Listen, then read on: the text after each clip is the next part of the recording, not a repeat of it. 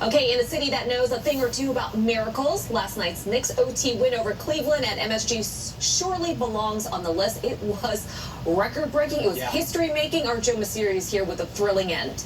We heard about rest versus rust for so long. It was 8 days between games for the Knicks, and OG Anunoby told us in the locker room after the game they came out rusty. Surely, they were getting booed at Madison Square Garden last night. They were shooting 17% from three, and then all of a sudden, that's it. Take the script, throw it out. Listen, New Yorkers, we're a tough crowd, okay? Jalen Brunson took over, Shirley. This is why he's captain. He is captain clutch, and he was certainly clutch last night. Brunson was not efficient through 3.5 quarters. The Knicks played some of their worst basketball of the season, and then in the fourth quarter, Brunson 7 for 9, 16 points, as the Knicks finished the game on a 44-11 run, and they targeted James Harden over and over and over again.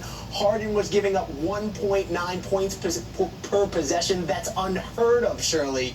And then it wasn't just Brunson. He had some help. Landry Shamet, a big game in this one. He hit a three that hit just about every part of the rim. Right there, Mikal Bridges, the step back. He was Robin to Brunson's Batman last night. And of course, OG Anunoby back and making his presence felt. A huge slam down the stretch in this one that really turned the crowd at Madison Square Garden. You could feel the energy in the building. By the time this one got to overtime, it was over. Wow. The Knicks take game one. They were down 22 points in the fourth quarter, and you could just feel the energy building with every made shot late in this game.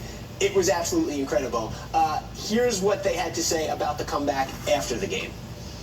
Keep fighting, keep chipping away. You know, we're not going to get it back in one possession.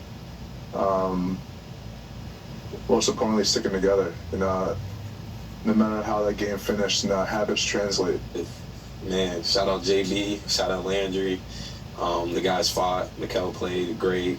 Having OG back, but I mean, it's just the team's relentless. You never know whose night it's going to be, but we're going to figure it out. Comebacks are fun, and especially in the playoffs. I'm just really proud of our group because, you know, that's quite the deficit in the fourth. Listen, when I take 8 days off, I'm a little rusty. It's human nature, right? So we can understand that. But did they say anything about what got them to turn things around? I think it was just Jalen Brunson. You know, he was saying that you saw him in the huddle. I don't know what he said to his teammates in that huddle, but he was in the fourth quarter still pushing these guys. They fight tooth and nail. Don't forget, last year in the Eastern Conference Finals, game one, they let one slip through their fingers. They lost to the Indiana Pacers after having a 12-point lead late. You have to play 48 minutes of basketball. They played all 48 minutes and then some last night. Look, even at one point, this was so bad, Shirley, that even Mr. G told me that he walked away from the TV. I can imagine. Landry Shamet brought him back.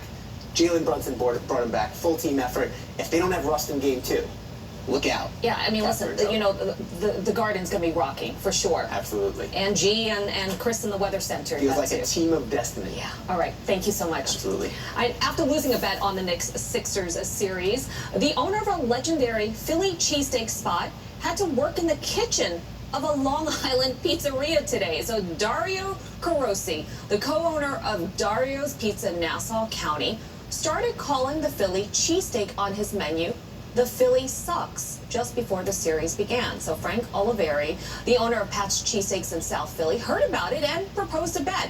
The loser would have to cook at the other's restaurant. The Knicks swept the Sixers, so Oliveri showed up to work at Dario's while wearing Knicks gear.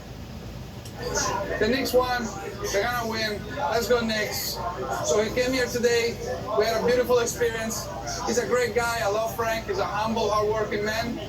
And he invented a cheesesteak, so for me it's an honor. It was a real honor to have him here, cooking in my kitchen, sharing his experience with me.